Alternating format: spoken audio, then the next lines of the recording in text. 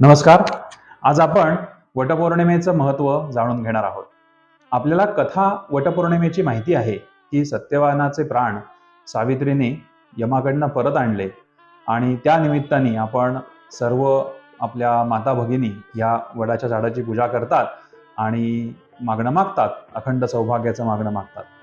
हा कथा भाग सगळ्यांना माहिती आहे, पण त्याच्या मागचं तत्व काय असेल बरं, याचाही विचार आपण केला पाहिजे. खरं म्हणजे हे वटसावित्रीचं व्रत हे 3 दिवसाचं व्रत आहे. पण आपल्याकडे प्रघात असा आहे की हल्ली एका दिवसाचं व्रत पौर्णिमेच्या दिवशी वडाच्या झाडाची पूजा करून उपवास करून हे व्रत केलं जातं. काय असेल वटपौर्णिमेच्या सणाचं महत्व? तर त्या दिवशी वडाच्या झाडाची पूजा करायची म्हणजे त्याच्याविषयी पूज्य भाव मनात असला पाहिजे. उपवास करायचा. उपवासाचा अर्थ वडाच्या झाडाच्या त्या देवतेच्या सान्निध्यात आपण राहायचं असतं.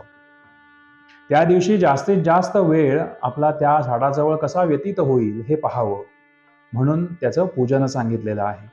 वडाच्या झाडाचे आरोग्यशास्त्राच्या दृष्टीने खूप जास्त उपयोग आहेत. पारंब्यांचे उपयोग आहेत, पानाचे, खोडाचे, त्या झाडाच्या सालीचे, मुळांचे, असे सगळे काही ना काहीतरी औषधी गुण असलेलं हे वडाचं झाड आहे. मग अशा या पूजनीय पूज्य असलेल्या किंवा आपल्याला जो निसर्गातनं हे झाड भरभरून आपल्याला देतो आहे, त्याच्या झाडाच्या फांद्या तोडणं आपण खरंच योग्य आहे का? आणि त्या झाडाच्या फांदी तोडून आणायची आणि घरी त्या झाडाची फांदीची पूजा करायची, हे योग्य आहे का? हा आपण विचार करायला पाहिजे. मग आपण दिवसाभरात कुठल्या तरी वडाच्या झाडाजवळ जाऊन त्याच्याविषयी कृतज्ञता नाही का व्यक्त करू शकत? Feel a deep sense of gratitude असं आपण म्हणतो ना, की ग्रॅटिट्यूड आपण त्याच्याविषयी कृतज्ञता व्यक्त केली पाहिजे त्या वडाच्या झाडाविषयी. आता त्याचा कथाभाग जो सगळ्यांना माहिती आहे, त्याच्या मागचं थोडंसं चिंतन आपण करूया की सत्यवान हा अल्पायुषी होता हे सावित्रीला माहिती होतं. महर्षी नारदांची चर्चा केल्यानंतर त्याच्या मृत्यूचा काळ तिने ओळखून घेतला होता आणि त्याच्या आधी 3 दिवस तिने ब्रह्मदेवांची जी पत्नी आहे सावित्री, तिची उपासना केली होती आणि त्याच्यातून तिचा कृपाशीर्वाद मिळवला सावित्रीचा आणि यमधर्माजवळ चर्चा केली आणि त्याच्याकडून सत्यवानाचे प्राण तिने परत आणले होते. हा कथाभाग सगळ्यांना माहिती आहे. मग याचा तत्वार्थ विचार करताना आपण या 4-5 पात्रांचा विचार केला पाहिजे की एक ब्रह्मदेव आणि सावित्री, म्हणजे ब्रह्मदेवाची पत्नी सावित्री ही झाली याची मुख्य देवता. म्हणून आपण पूजा करताना म्हणतो ना, वटमूले ब्रह्म सावित्रीभ्यां नमः, म्हणजे वटाच्या मुळाजवळ असलेले ब्रह्म सावित्री म्हणजे ब्रह्मदेव आणि त्याची पत्नी, त्यांची आपण पूजा करायची आहे.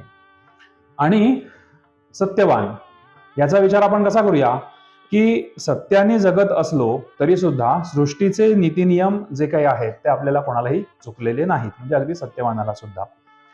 सावित्री म्हणजे सत्यवानाची पत्नी सावित्री ही आपल्या भारतीय स्त्रीची प्रतिनिधी आहे. पतिव्रत्याच्या बळावरती, अतूट श्रद्धेच्या जोरावरती तिने यमधर्माशी चर्चा करून त्याचे प्राण परत आणलेले आहेत.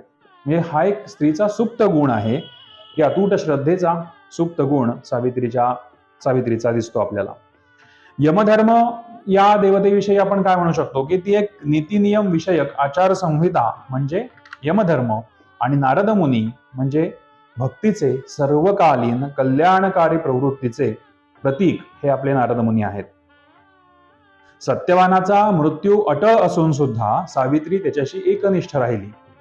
आपल्या पतीवर म्हणजेच आपल्या कुटुंबावर संकट आल्यावरती तिने तिची तीव्र इच्छा आणि दुर्दम्य एकनिष्ठा यांच्या जोरावरती त्याचे प्राण परत आणले, म्हणजेच ते आलेलं संकट तिने दूर केलं. आता म्हणतात स्त्री ही अबला आहे वगैरे वगैरे वगैरे, पण आपल्याला कधीही हे शास्त्रसंमत नाही की स्त्री ही अबला आहे. आपल्या हिंदू धर्मामध्ये स्त्री शक्तीला प्रचंड महत्व दिलेलं आहे. ती दुर्गा आहे, स्त्री ही शक्ती आहे, आई आहे, भवानी आहे. आणि पण कधी आपण म्हणू ना की ही स्त्रीचं जेव्हा स्वतःची ताकद ओळखेल, स्वतःकडे असलेले गुणधर्म, स्वतःची शक्ती ज्या वेळेला ओळखेल त्यावेळेला ती दुर्गा होईल, भवानी होईल आणि ती मातेसमान असलेली स्त्री ही प्रचंड सर्वशक्तिमान अशी असलेली भारतीय स्त्री आहे आणि वेदकाळापासून तिचं खूप मोठं महत्व हे स्त्रीचं आहे. वटपौर्णिमेची पूजा आपल्याला काय शिकवते याच्यातनं? तर वडाची पूजा, वडाच्या झाडाची पूजा म्हणजेच काय? तर निसर्गाची पूजा. यमधर्माशी चर्चा करून सावित्रीने सत्यवानाचे प्राण परत आणलेले आहेत, ह्याचा अर्थ आपण कसा घेऊ शकतो की यमधर्माजवळ शास्त्र चर्चा करण्या इतकं ज्ञान या सावित्रीजवळ होतं. म्हणजे आपल्या स्त्रियांजवळ, आपल्या सर्व माता भगिनींनी आपलं ज्ञान किती पराकोटीचं उच्च आहे आपण मिळवू शकतो हे समजून घ्यावं आणि तितक्या प्रकारचं ज्ञान आपण मिळवावं आणि सर्व एकनिष्ठेने आपल्या नीतिमूल्यांचं पालन, जपणूक आपण केली पाहिजे. आपल्या कर्मातून पूज्य भाव हा दाखवला पाहिजे. आपल्या मनामध्ये पूज्य भाव आहे, पण आपण वडाच्या झाडाची पूजाच केली नाही, तर आपल्या कर्मामधून वडाच्या झाडाची पूजा केली पाहिजे. आपण ज्ञान संपादन केलं पाहिजे आणि नीतिमूल्यांचं पालन हे श्रद्धापूर्वक केलं पाहिजे. म्हणजे आपण ज्ञान, कर्म आणि भक्ती हे आपल्याला हे पूर्ण वटपौर्णिमेचं व्रत आहे ते आपल्याला शिकवतं. आता आपण दोरा गुंडाळतो पूजेच्या सुरुवातीला, त्याचं काय बरं महत्व असेल? आता दोऱ्याचं म्हणजे सूत्र म्हणूया आपण, सूत्र म्हणतात त्याला. सूत्राचं काय महत्व आहे आपल्या धर्मामध्ये? तर जन्मल्यापासून मृत्यूपर्यंत सगळ्या संस्कारांमध्ये आपल्या जीवनाच्या प्रत्येक टप्प्यावरती आपण दोरा म्हणजे सूत्र बांधत असतो. राखी पौर्णिमेचं सुद्धा आपण उदाहरण घेऊया. सूत्र बांधतो. विवाहाच्या वेळेला आपण सूत्राचा वापर करतो. म्हणजे बंधनाच्या वेळेला सूत्राचा वापर करतो. अगदी जन्मापासून मृत्यूपर्यंत प्रत्येक ठिकाणी आपल्याकडे सूत्राचं महत्व आहे. तेच सूत्राचं महत्व वटपौर्णिमेच्या पूजेमध्ये आहे.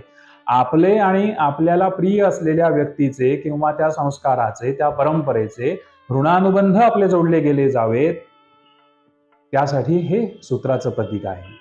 आपल्या ऋणानुबंधांचं प्रतीक आहे असं म्हणायला हरकत नाही. आपण भाऊ आणि बहीण या नात्याचं सूत्रबंधन आपण करतो. पती आणि पत्नी लग्नाच्या वेळेला सूत्रबंधन करतात. गुरु आणि शिष्य सूत्रबंधन करतात. आपल्या एकमेकांचं असलेल्या ऋणानुबंधांचं नातं याचं प्रतीक हे सूत्र आहे. म्हणून हा दोरा गुंडाळला जातो आणि याचं महत्व आपल्याकडे आपल्या धर्मामध्ये खूप आहे. तर अशी ही वटपौर्णिमा की ज्याच्यामुळे आपण पुन्हा एकदा निसर्गाच्या जवळ जातो. निसर्ग आपल्याला भरभरून देतोय, त्याच्याविषयी कृतज्ञता व्यक्त करावी, त्या वडाच्या झाडाविषयी कृतज्ञता व्यक्त करावी, म्हणून हे वटपौर्णिमेचं व्रत आहे. तर अशा प्रकारे ज्ञान, कर्म आणि भक्ती आपण आपल्या जीवनामध्ये उतरवून, संपादन करून जर आपण ही उद्याची शुक्रवारची वटाची पूजा, वटपौर्णिमा साजरी करू शकलो तर आपल्याला निश्चितच जास्त समाधान या सगळ्यांना मिळेल ही मला खात्री वाटते. धन्यवाद. जय श्रीराम.